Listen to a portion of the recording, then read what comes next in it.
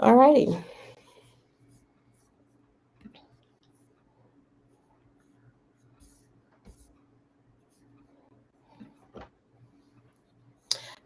Hello, everyone. Hello, hello, hello. We are on today with Miss Jacqueline Wells, and we're going to have, as usual, a friendly conversation about what we're doing and, how she can help you with your business and different things. So we're going to jump on in, and I'm going to read a little bit about her bio, and we're just going to have a lively conversation. As an astute observer of behavior, I am endlessly fascinated by the messiness of being human, and I find people who are vulnerable and honest about their struggles incredibly interesting and courageous. As the author of When the Crow Sings, The Fearless Factor, and the soon-to-be published The Fearless Factor at Work, I've explored human behavior and asked tough questions to discover hard truths for more than 35 years. Ms. Wells grew up in the school of hard knocks and witnessed firsthand many of the conditions that sabotage a person's ability to succeed. This experience has helped her enormously while observing and talking with thousands of people over several decades. She has come to understand the challenges we all confront, and our comfort are not much different, no matter who you are or what you're doing in life. The first half of all of her life were spent wondering and wondering.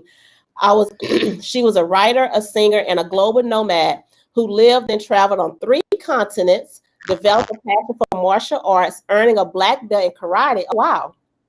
And now an avid CrossFit athlete. She is an active co-partner in a long-term marriage, and along the way became the mother of 4 children who have grown up to be amazing adults. Wow. So there has been a lot of traveling spiritually and physically for Jacqueline. So thank you so much, Jacqueline, for coming on and joining us today. My pleasure, Melissa. Thank you for having me. Absolutely. So let's just jump on in. I love the word be fearless. Even before the pandemic, we have the fear of starting a business, moving forward, trying out new things.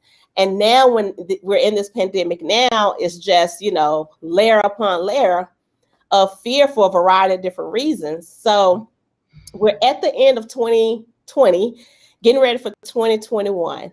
What can you offer people of getting over their fear and getting back out there and pursuing their dreams and visions?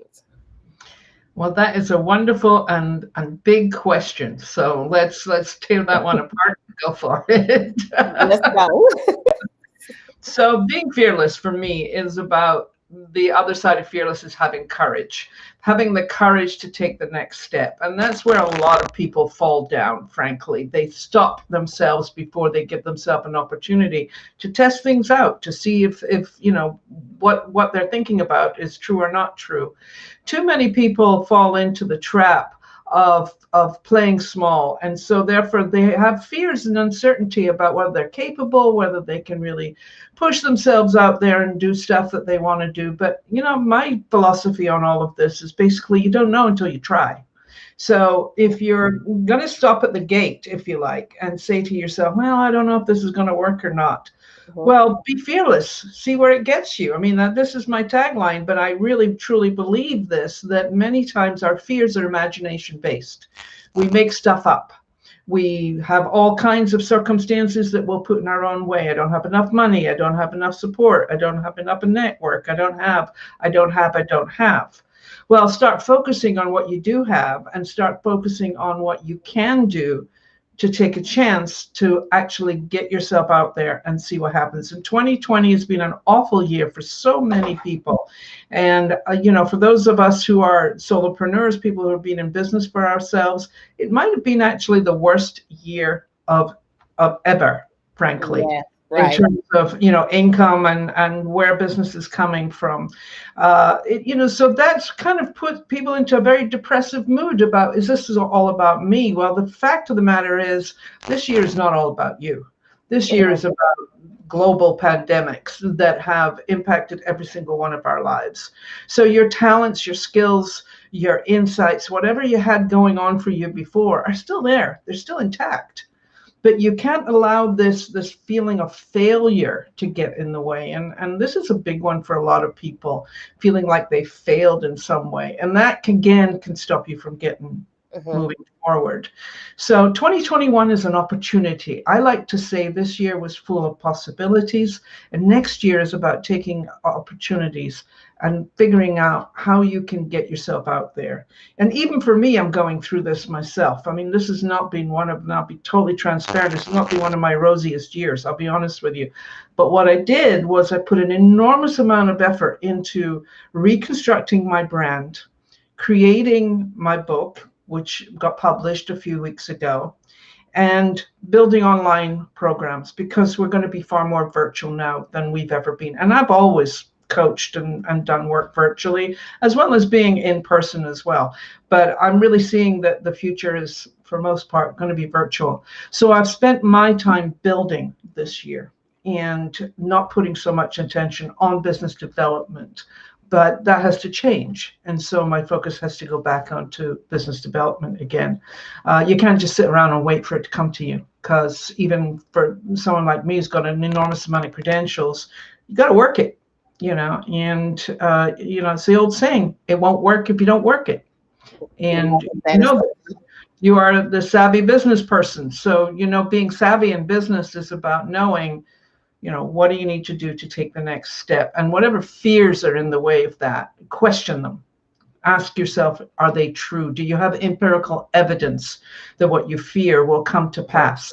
And if you don't, then take the next step. I love what you just said of question your fear. How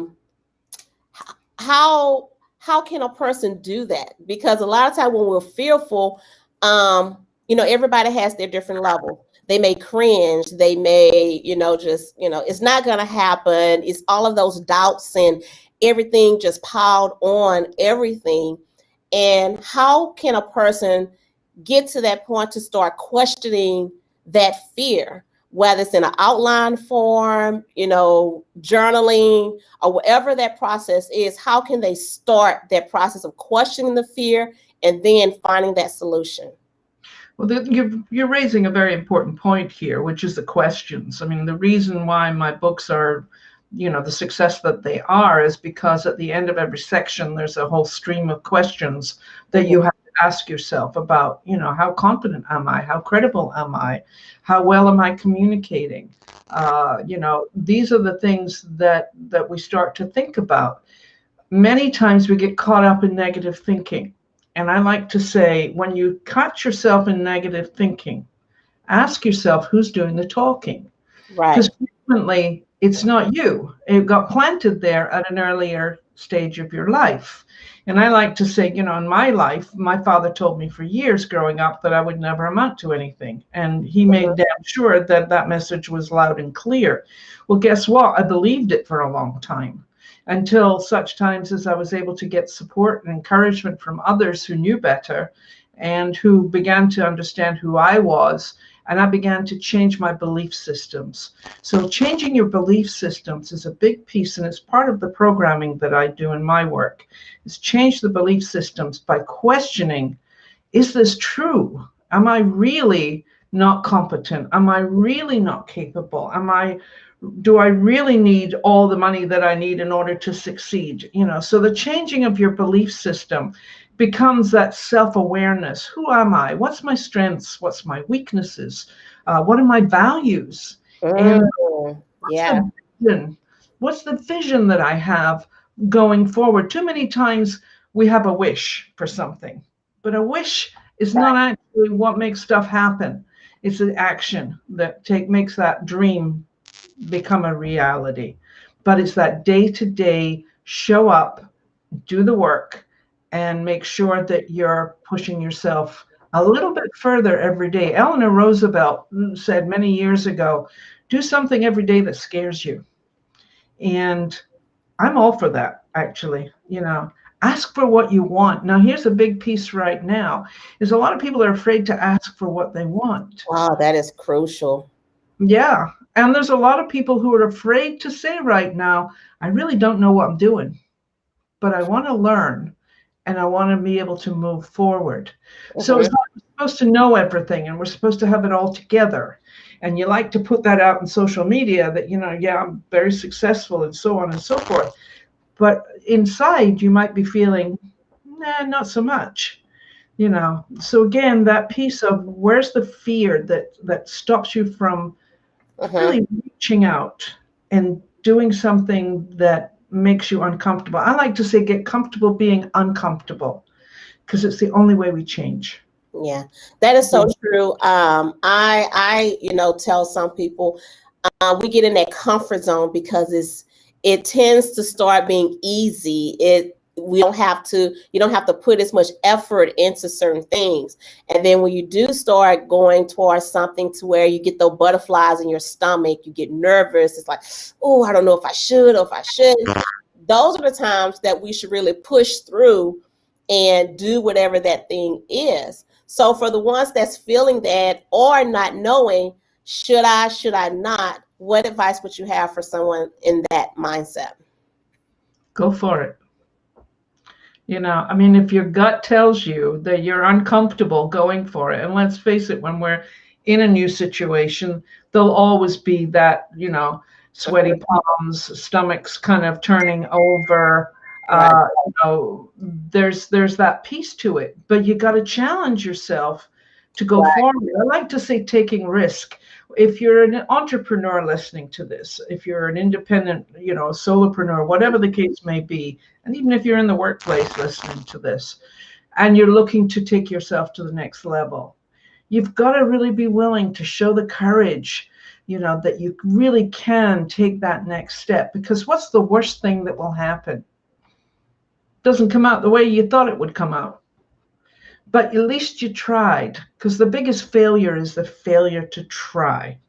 So I would say if you're between, I don't know whether to do it or to do it, see what happens. Be fearless. Take that next step. The courage of fear is always there. Self-doubt is always there. There's always that piece in you that wonders if indeed I'm capable of this. Right. Will people respond to it? If you've got a new product or you've got a new service that you're offering, you got to really think about, who's your audience. I mean, that's number one for any business. Right. But until you actually open your mouth and make an effort, you'll never know. Right. Let's hit on mistakes because part of that fear is worrying about mistakes and not wanting to mess up, not wanting to lose some money, but being cautious because in business there's going to be times where you're going to lose out. Yeah. And mistakes, the most important thing with mistakes is learning from them and not constantly repeating those mistakes. So let's talk a little bit about making no mistakes and being okay with making mistakes. Well, that's a big piece of my book, The Fearless Factor at Work. I talk a lot about failure. And what is failure?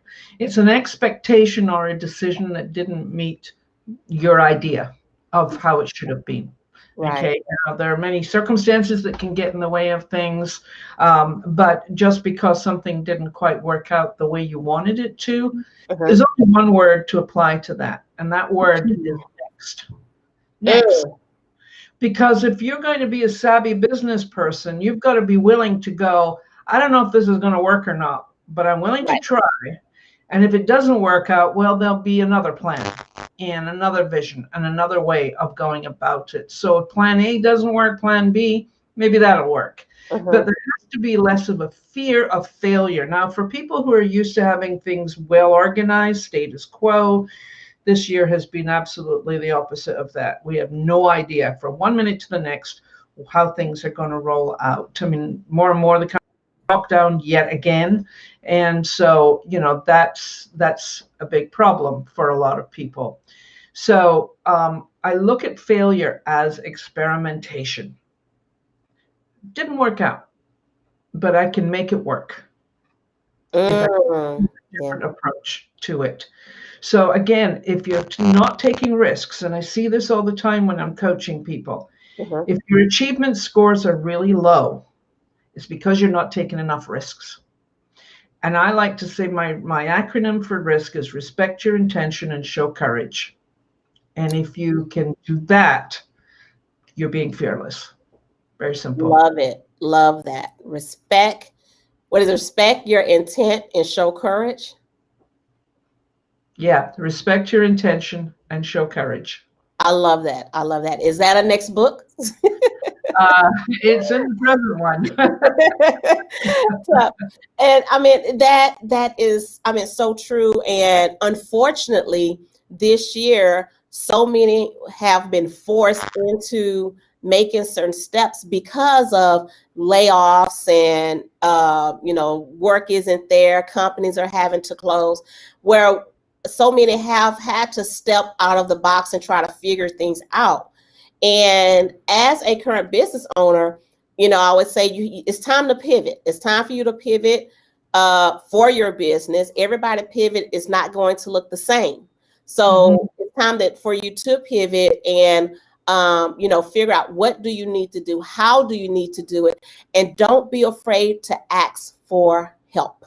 Mhm. And Don't be afraid. that's a big one right there, asking for help. Again, vulnerability and transparency. You said at the Yeah. beginning, I love people who are vulnerable and honest. And it's that piece of being able to step it up. Now, in my own life, it took me a long time to figure out how to do that. I'll be honest with Yeah. you. The stuff I write about, the things that I talk about today, they're all the result of having walked that path. I know exactly what that looks and feels like. Right. I understand insecurity. I understand lack of confidence. I understand the fact that I'm feeling like I don't have enough credentials, and therefore, who's going to take me seriously? I've been through various iterations of that, and I'm willing to talk about it today. In fact, in my books, I write a lot about my own personal experiences around some of those more delicate issues, if you like. I'm an imperfect human, as we all are. And so, the idea, as I said earlier, about experimentation, a lot of times when you're a business person, that's kind of what it comes down to. I'm just going to see if this is going to work. And if it works, great. And if it doesn't work, then let's, as you said, pivot and figure out what else do we need to be doing. So I suggested earlier, and I said earlier that, I had spent a lot of this year regenerating my brand, the Fearless Factor, which I had used successfully for many years. And then I kind of lost it for about 4 years. Mhm. I took a different path, and it was a path that was not a good one, ultimately. It was not what was going to take me forward. And it was when someone suggested last year, you need to come back to the Fearless Factor brand. Well, if I had known then what was going to happen this year, I would, might have been a bit surprised. But the Fearless Factor at work has now been called a book for the times because there is so much fear and uncertainty in the world, and people are looking for answers. But those answers will only come if you start to question yourself and really spend time on self-reflection. And you mentioned earlier about journaling. I'm a great believer of write it down, write out your vision, write out the action steps that you're going to take to reach that vision. Think about the people that you need to support you. Think about the people you need to reach out to help you get where you want to go. Most of our connections these days are social media. So, are you building, are you building value in your social media posts? Big piece right there. It's not just about how many people are there, in your network. It's about what's the value that you're offering. In order to build relationships. I'm a big LinkedIn user, and I know that primarily LinkedIn is a platform for relationships, as Mhm. is Facebook, but it's a different kind of relationship on LinkedIn. It's much more of a professional level. So Correct. what do I need to do to offer value to my network? And that's a big piece for you as a business person, because then ultimately people start to pay attention. Here's somebody who's got something to offer. Mhm. You can't just show up out of the blue and ask for something that they might go, well, who the hell are you? You know, get known. That's a big piece of it too. Yeah. Well, right now with, we're not able to really get out like we used to, and so many are or were so dependent on the networking groups and going all to all these different places to meet people. And yes, they've had social media, but it was just that constant face-to-face type of interactions. And now you can't do that anymore. Mhm. What suggestions would you have to someone that's fearful of networking online and trusting the person that they're networking with? And the reason I say trusting is because, there's so many scams out. Everybody's trying to do every little thing now because of the pandemic. What would you say to someone to start doing virtual networking and understanding who you're networking with? So one of the easiest ways to do this is look at the people who are in your network already, because I'm pretty sure that there's already people there. Take a look at them and see what they do. Or if you're curious and want to know more about what they do, make time for a phone call. You can do a Zoom call or you can just do a phone call. But Mhm. make time to have those coffee moments. And that's what I like to call them, is coffee moments, because we're not sitting down for an hour with someone.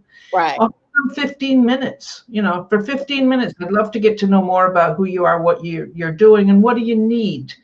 Because it's not about you, number one. And I Oh, I'm don't so glad you care said whether that. you are not, what doesn't matter whether you're networking in person or you're networking virtually, it is never about you first. It's about Yes. what you can give.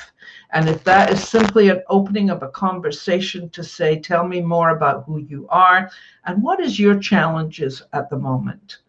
People want to feel like they're being seen and heard, and it's not transactional. And that's a big problem for a lot of small businesses. The conversations are always transactional. What can I do to get you to buy something from me? And that ultimately doesn't work very well. Right. So No, I it would say doesn't. start with that intimate conversation, building those relationships. And I have stories where I've had conversations with people, and it might have been 6 months or a year later, they're coming back to me going, we had such a great conversation, and now I need something. Can you help? Yeah. And there it goes. And you're building that trust, that know, like, and trust piece. When you're in person with people, and if you've got a personality that loves to connect, then people remember you. So find a way to bring that credibility piece to everything that you're doing. And that know, like, and trust, whether it's in person or whether it's online, is critical. So remember, it's not about you. It's about what you can give value wise to the person that you're talking to, even if it's just to listen.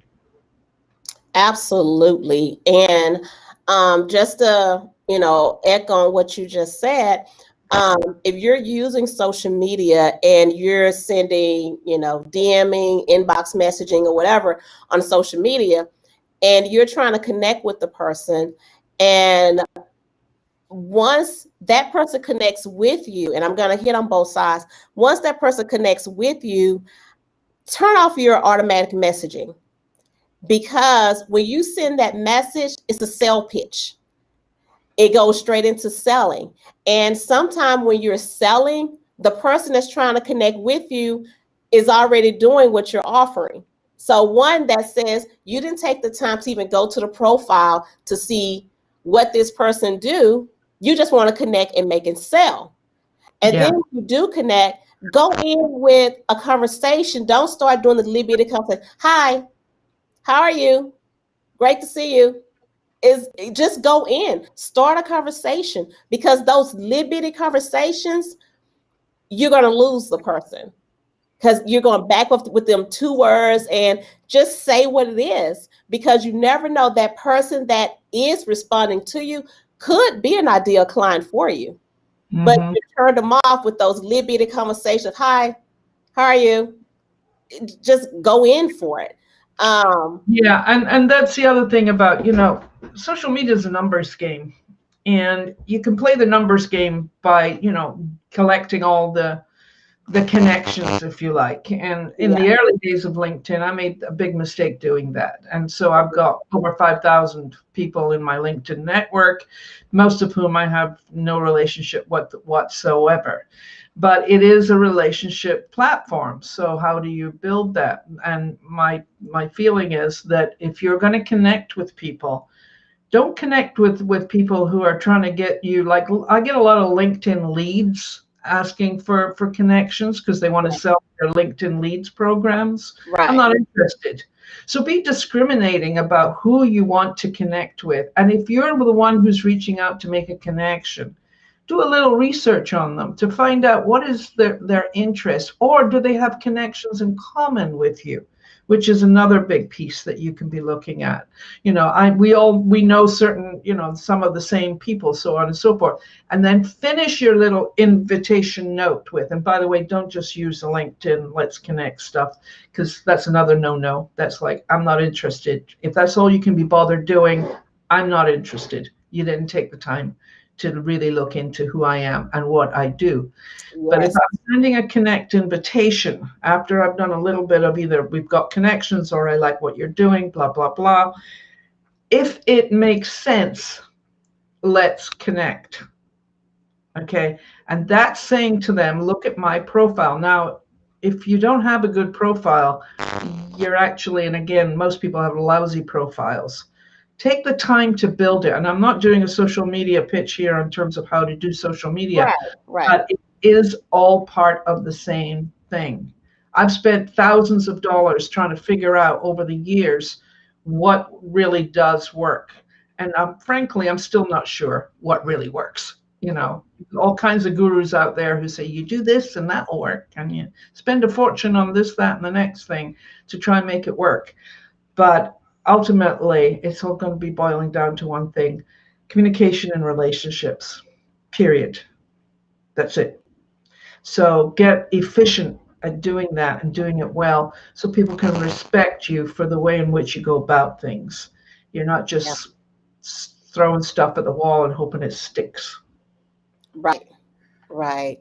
No, I mean, that's a great point. That's part of the investing in yourself. So it's not just monetary. Investing in yourself is doing the research, taking the time, pick your day, just like you do your content planning. Pick your day and time. Okay, this is the day I'm going to see, okay, who's out there? Who should I be connected with? Whether I can help them or vice versa. So just, take the time to go through and look and read the profiles. Make sure that you're looking at what they do, what they're doing. Scroll through their page, and see some things. They may have done an event. They may have an event coming up. Or they may, done a podcast or some type of video. Go through and do your research. That's part of investing in yourself to build your business, to build your network. And it's not going to come overnight. So I don't want anyone to think, okay, well, I'm going to go out there, get connected, and then in a week, I'm going to have all of these great connections. It doesn't work that way. So I don't want to make anyone think that, it's an overnight success thing. It will take time. It's going to take some work for you to do those things. So, great point. And I think your whole slogan of be fearless is also applies to the social media. Don't be afraid to reach out to those people that you're interested in. Yeah, I mean, a lot of where we get in our own way is we compare ourselves to other people. Yeah. And when I look at that and I get, clients who come to me with a big problem with comparing themselves to other people, that Right. automatically undermines who you are. It Mm-hmm. undermines your talents, your achievements, which may be very, very different from the Yeah. person that you're admiring from a distance. Mm-hmm. But frequently you'll find that many of those people who you think are too big to be approached, they're very, very happy to reach back again if they can see that you're trying to make an effort and that you're trying to offer some value.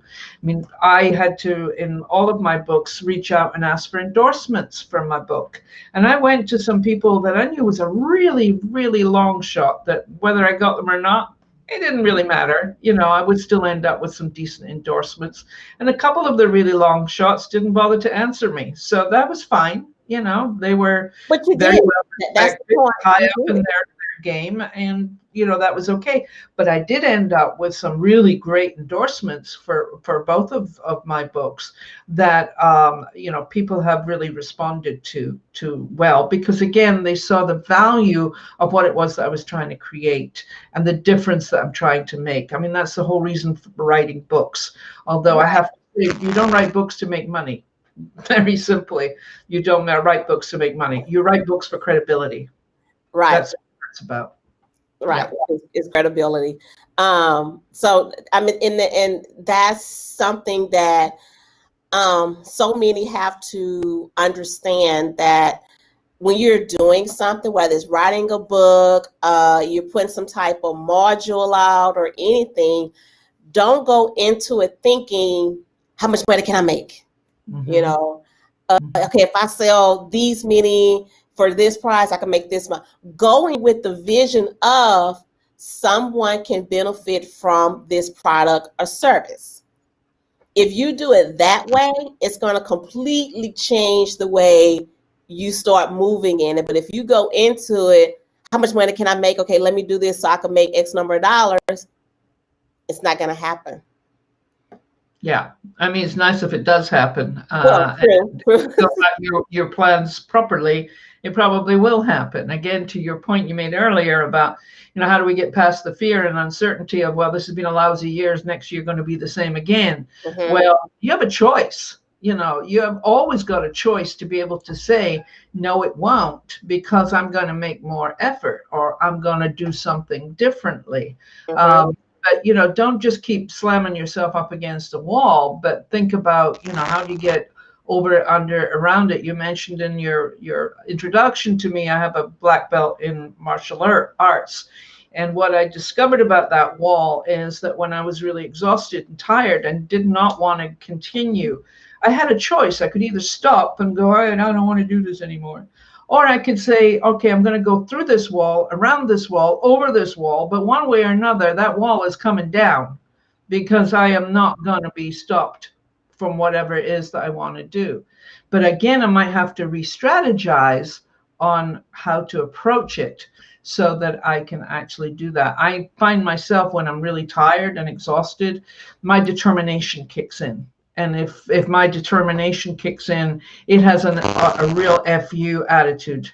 And that's a piece that has gotten me far, because it's been there. But there were 6 things that I learned in martial arts that I put in. I call them building your leadership muscles. And the first one is commitment. You've got to be committed to be in whatever game you want to be in. The second piece is having focus. You're focused on your destination. You're focused on what it is that you want to be doing. Your third piece is discipline, and you need to develop your discipline to study what you need to study, to do all the things that you need to do, show up for however many hours. And I'm not talking about showing up for 18 hours a day, by the way. That's about setting boundaries. That becomes a different issue. But discipline is really important. Then after discipline, there's follow through. Many people fail because they don't have follow through. They don't have a plan for follow through. I'm just going to send one email and, well, they didn't answer, so, well, that's that.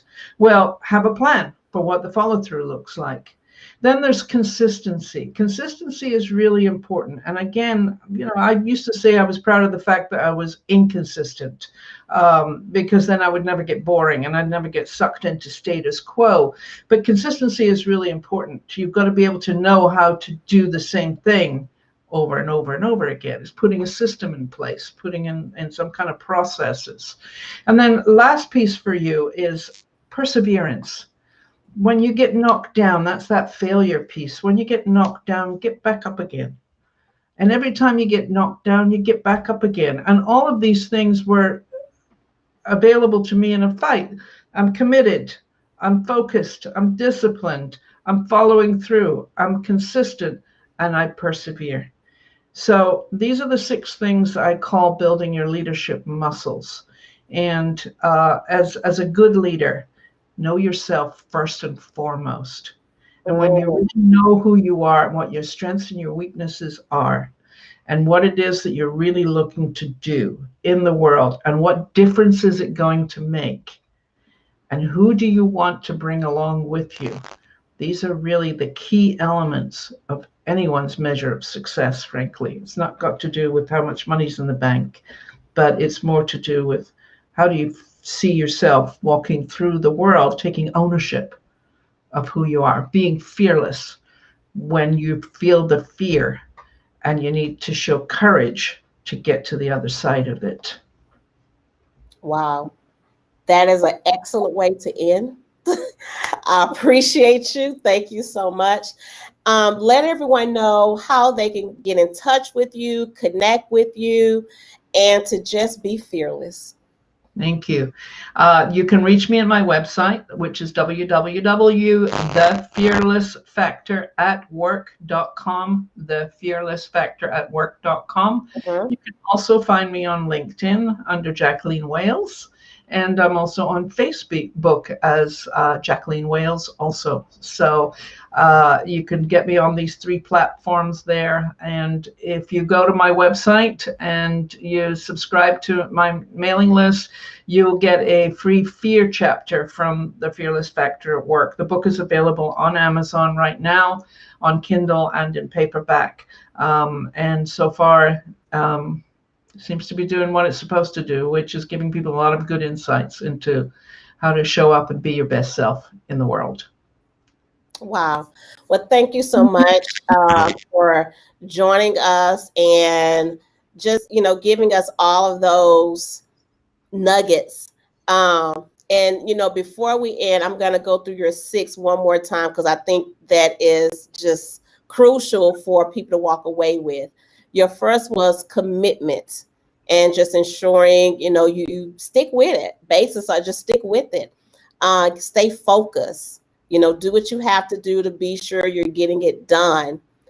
Discipline, making sure that you're, you put out all those distractions. Let's just say that, and making sure that you're staying with those other 2, because as we go through these, they all go together. So you have to stay focused and committed to be disciplined. Mm-hmm. Follow through. This is so important. So many we don't follow through because, we send an email or we make a phone call. You don't get the return call and you just send twiddling your thumb. Oh, well, I guess they didn't want to be bothered. Follow through. Mm-hmm. Set your maps, set some perimeters around following through. And some people, you're going to have to call them more than 2 times, Mm-hmm. situations. So be sure you follow through. Be consistent with what you're doing and just stay on top of it. So you're going to make it. And then the big one, you're going to get through it. Okay. So perseverance, you're going to get through it. As long as you stay within those 6, well, 5 previously. So stay committed, stay focused, stay disciplined, follow through, stay consistent. And when you get here, you can just say I won't say you're at the finish line, but you're crossing that line to go into better and greater things. So Absolutely. Thank you again, Jacqueline, for coming on and sharing with us and letting us just be a part of your fear factor. So Thank you, Melissa. It's been my pleasure to be with you today. I enjoyed the conversation. all right, thank you so much. Okay, bye-bye. Bye.